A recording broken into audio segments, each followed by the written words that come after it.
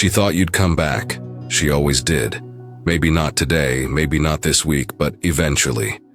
In her mind, you were always one sorry message away, one late-night call from showing up at her door. But this time, you didn't. You disappeared without noise, without closure, without a scene. And that silence, it echoed louder than anything you could have said. This wasn't some cold-hearted game. This wasn't revenge. This was the final act of self-respect. When someone continuously shows you that your presence is taken for granted, that your loyalty is a given, that your effort is disposable, there comes a moment when words are useless. And that's when silence steps in. Not to punish her, but to protect you. If you're watching this with a heavy chest, if you've been left questioning your worth, if you've been laughed at, lied to, pushed aside like you were nothing, you need to hear this. You don't need her attention. You need your peace. You don't need her apology. You need your clarity, and most of all, you don't need to prove your value to someone who never saw it in the first place. Stoicism doesn't scream. It doesn't chase. It doesn't beg. It simply walks away with dignity. Silence under the Stoic lens is not weakness, it is control. It is power. It is the decision to rise above drama, above the need for validation, above the noise. This video isn't for those looking to manipulate their way back into someone's heart. It's for the ones ready to take theirs back. You're not here to play games. You're here to reclaim yourself. And it starts with what you didn't say. She waited. Maybe not with words, but in her mind, she expected the usual. A message, a call, a reaction. She thought you'd lash out, argue, plead, try to fix what she broke. Because that's how it's always gone before, hasn't it? When she pushed, you pulled harder. When she walked away, you ran after her. That pattern gave her power, not because she loved the chaos, but because it proved something to her. That she still mattered to you. That she still held a piece of your emotional core.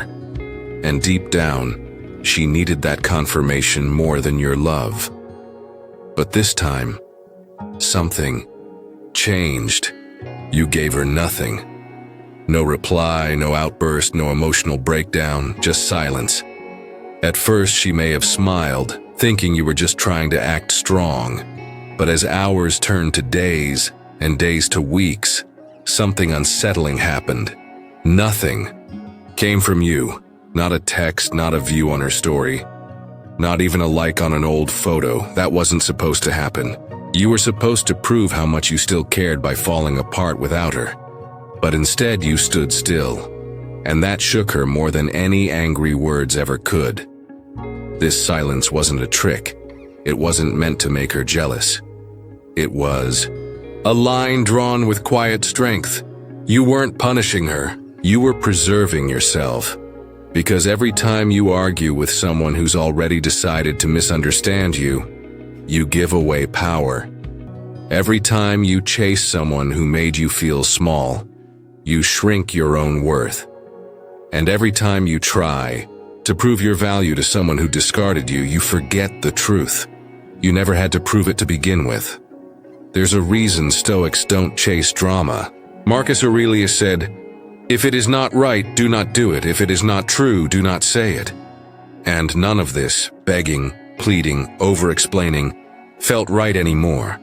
Because somewhere in that silence, you realized something powerful. Your reaction is a form of currency, and not everyone is worthy of spending it on. So you made your first quiet moves.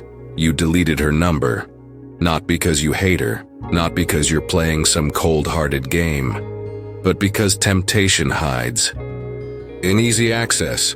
And when emotions are raw, even a small opening can pull you back into a cycle you promised yourself you'd never repeat.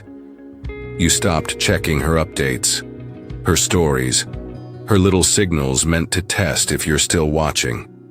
Because your attention has value, and once someone no longer respects your presence, they lose the right to be followed by your eyes.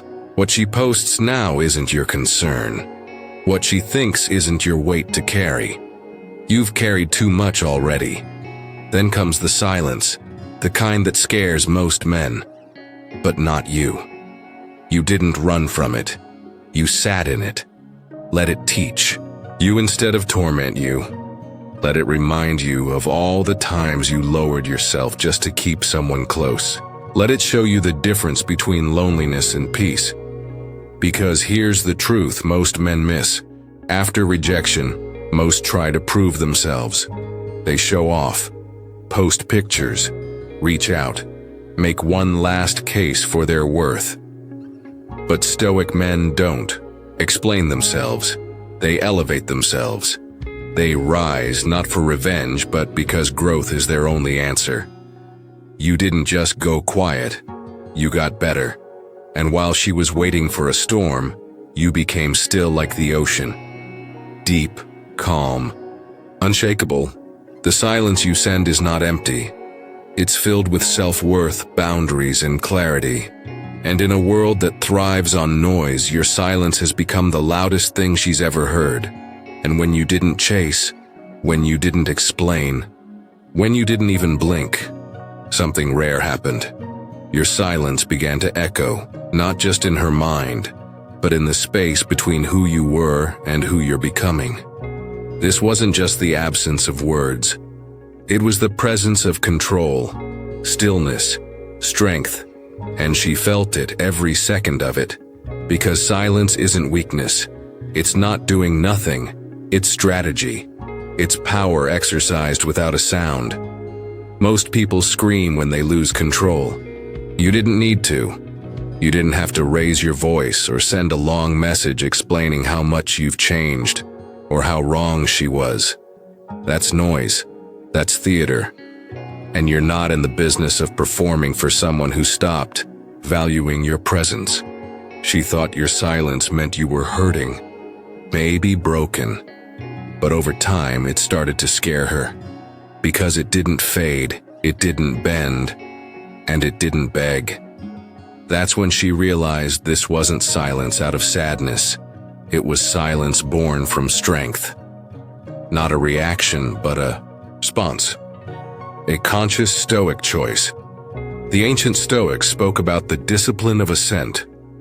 It's the power to choose what thoughts and emotions you allow into your mind. Not everything deserves space in your heart. Not every feeling deserves a response. Not every person deserves access to your peace. When you go silent, you're not closing yourself off from the world. You're filtering what enters. You're saying, only what brings peace is allowed to stay. She used to have control, not because she forced it, but because you gave it. Every time you explained yourself, defended your worth, tried to fix what she kept breaking, you handed her your power. And now by choosing silence, you're taking it back quietly, without noise, without warning. That's what silence does. It creates a vacuum, one she cannot control. And in that vacuum, questions start to grow. Why hasn't he reached out? Did he really move on? Is he already better without me? And the hardest part for her? There are no answers. Because the answers used to come from your words. Now they're buried in your silence. And this silence doesn't give her what she once had. The emotional supply, the validation, the reassurance that even when she walked away, you'd still be there, arms open, ready to catch her fall. But not this time. This time you chose to catch yourself. And that is something she never expected. Understand this clearly. Your silence is not a pause. It's not a waiting room for her to return. It's not bait. It's not a trap. It's a boundary. A full, committed shift in how you exist. Because the truth is, you don't owe her another version of yourself just to soothe her ego. You owe yourself peace. You owe yourself clarity. You owe yourself freedom from cycles that only left you drained. Marcus Aurelius wrote, "To love only what happens, what was destined, no greater harmony. And maybe this was meant to happen. Maybe her leaving was part of the plan. Not to break you, but to wake you up. To help you see that your silence isn't about her anymore, it's about you. It's not passive. It's not hiding. It's transformation in stillness.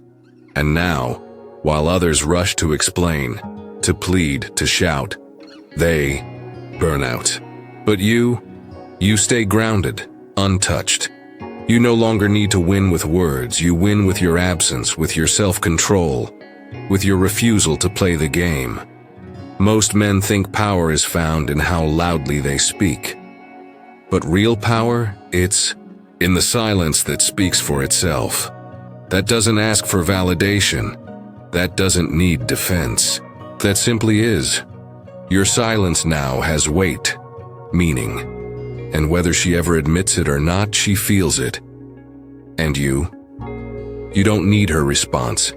Because when you stop needing a reaction, you finally start owning your life. And then it happens. After all the silence, all the space, all the quiet strength you've shown, she starts reaching out again. Not with apologies, not with real accountability, but with curiosity wrapped in casual words. A "Hey, how have you been" message at midnight. A song lyric posted on her story that feels a little too specific. A memory photo tagged for no reason at all. It's not random. It's calculated. It's not love. It's control dressed up as connection.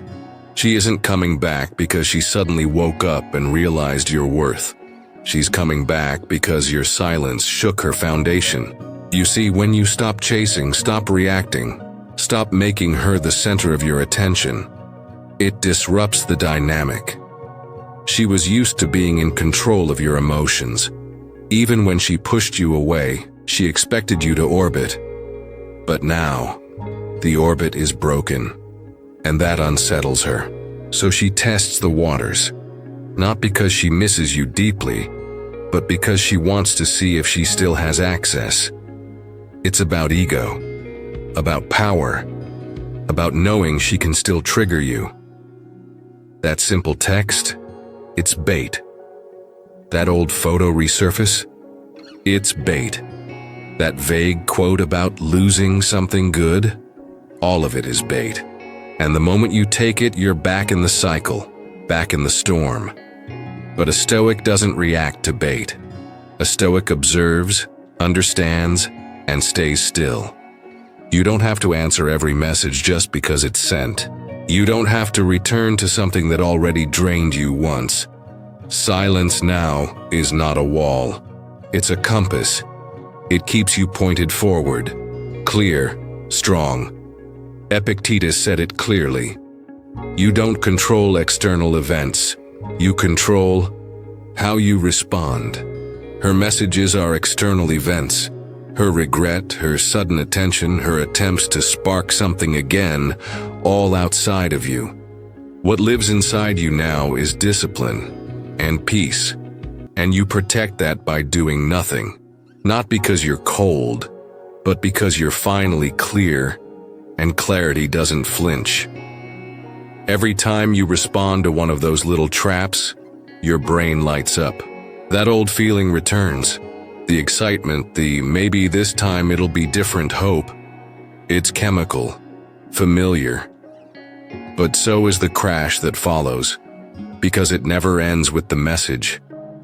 It ends with you wondering why you believed her again, why you let your peace get disturbed, why you walked back into a storm you had already escaped from. Let her feel the silence.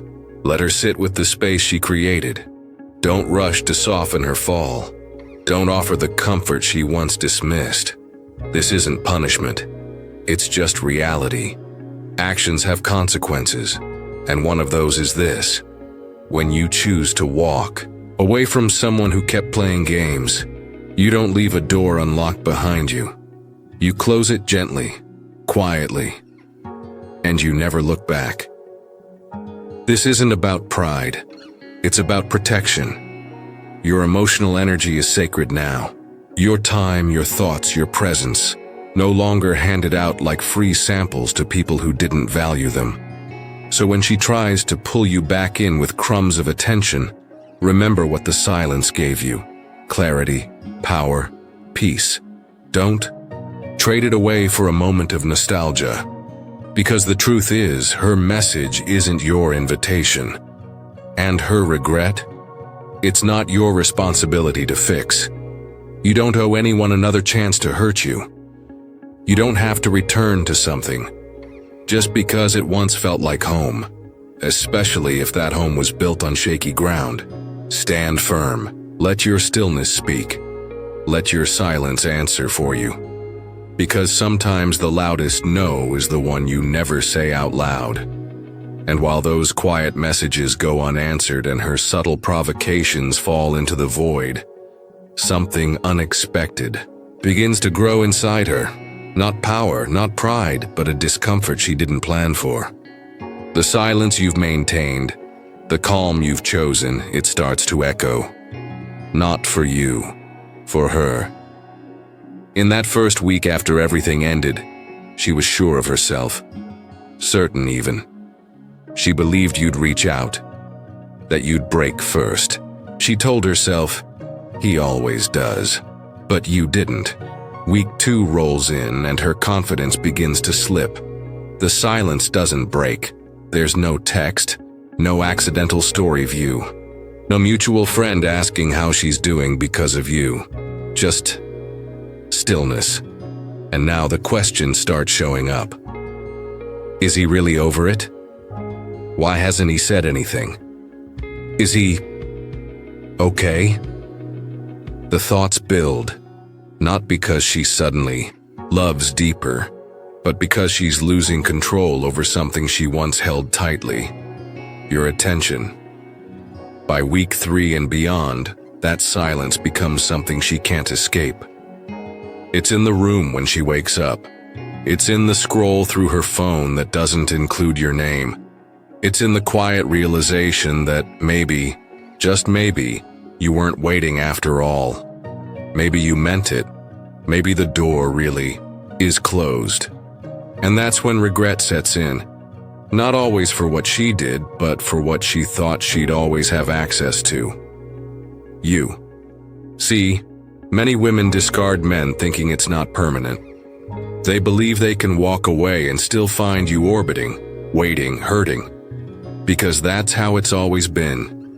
But this time there's no orbit, no signals, no sign of life coming from you. Just silence.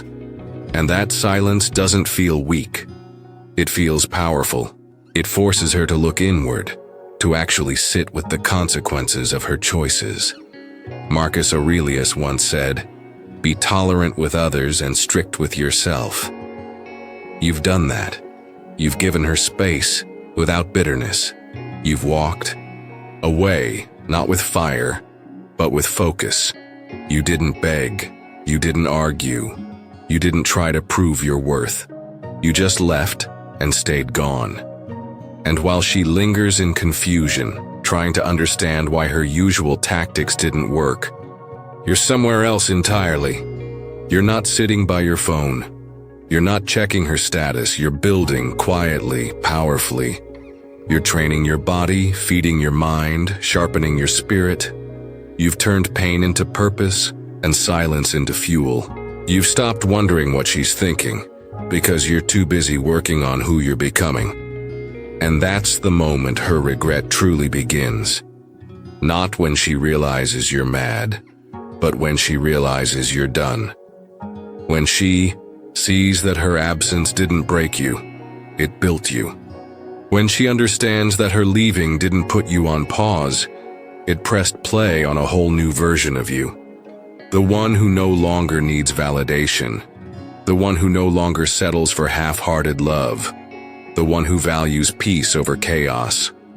She thought you were waiting, but you weren't. You were evolving, quietly, strongly, unshakably, and there is nothing more haunting to someone who thought they still had power than realizing you no longer need them at all. And as she lingers in that growing silence, waiting for a message that never comes, you begin to realize something powerful. This silence was never meant to punish her. It was never about her at all. It's for you. For the man who finally decided to stop bleeding, for someone who couldn't even see the wound. For the man who chose himself when the world told him to chase. This is where your real work begins. Not in her absence, but in your own presence. You wake up earlier now, not to check your phone, but to check your purpose. You move your body, not out of revenge, but because you understand that discipline over flesh creates discipline over mind. Each rep, each drop of sweat, each silent sunrise becomes a message, not to her but to yourself, that you're not the same man who once begged to be seen. You start writing, not to her, to you. A journal becomes your mirror. You look at your fears, your regrets, your habits that once kept you stuck. You don't avoid them anymore. You confront them. You write down the lies you believed, the people you chased, the moments you gave yourself away too cheaply. And you turn the page, not just in the book, but in your life. You read more. Not quotes to send her, but lessons to shape you. You stop scrolling through stories and start studying wisdom. You pick up the books that teach you how to think clearly, how to lead yourself when no one's watching, how to build a foundation so solid that no storm, not even hers, can shake it. This is Stoicism in motion. Not a life of stillness, but a life of movement guided by principle. Marcus Aurelius once said, "Waste no more time arguing what a good man should be. Be one." And now you understand what that means. You stop trying to prove your worth with words and begin to live it with action. You don't tell the world who you are. You show it quietly, consistently, patiently, because that's where your power truly lives. Not in being loud, but in being unshakable.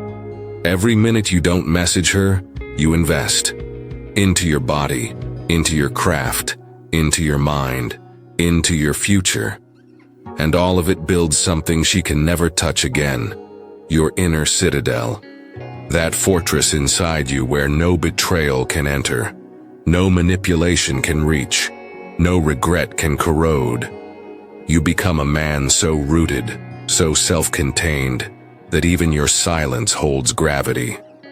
And while she watches for your message, let her find silence. Let her search for the man she once knew, because he's not here anymore. He's been replaced by someone stronger, someone sharper, someone who no longer asks, "Why did she leave?" but instead asks, "Who am I becoming because of it?" And when she finally realizes what she lost, she won't be able to find you, because you won't be where she left you. You'll be far beyond, quiet, focused, untouchable. And now, after the building, the rising, the quiet work you've done in the dark, comes the final silence. Not the silence of waiting, not the silence of games, but the silence of a man who no longer needs to speak. She expected you to pause, to stall, to waver. But you didn't pause. You ended. Not with rage, not with noise, but with clarity. She thought you'd stumble back eventually, pulled by memory or loneliness, but you didn't. You kept walking, forward, not toward her. She expected weakness, the kind she could feed on, the kind that would reach out in the middle of the night. But what she found instead was distance. Distance so quiet, so calm, it started to speak louder than any argument ever could. She expected noise, the usual back and forth, the pleading, the questions. But there was no message, no response, just the hollow sound of her own echo returning with nothing behind it. And in that silence, she starts to feel something unfamiliar. Respect. Not because you demanded it, but because you stopped giving away pieces of yourself to someone who didn't value them. That's the heart of it. In Stoicism, we don't chase what disrespects our virtue. We don't cling to what disturbs our peace. We become indifferent, not cold but free. And in that freedom we evolve. What she feels now is not just your absence. It's the echo of the respect she never gave you. It's the sound of a door that closed gently, but never opened again. Let her regret live where it belongs and in the silence she created. You don't have to respond. You don't have to return. Your peace is your answer. Your growth is your closure. As Marcus Aurelius wrote, "Look well into thyself. There is a source of strength which will always spring up if thou wilt always look. That strength is yours now, and no one, not even her, can take it from you."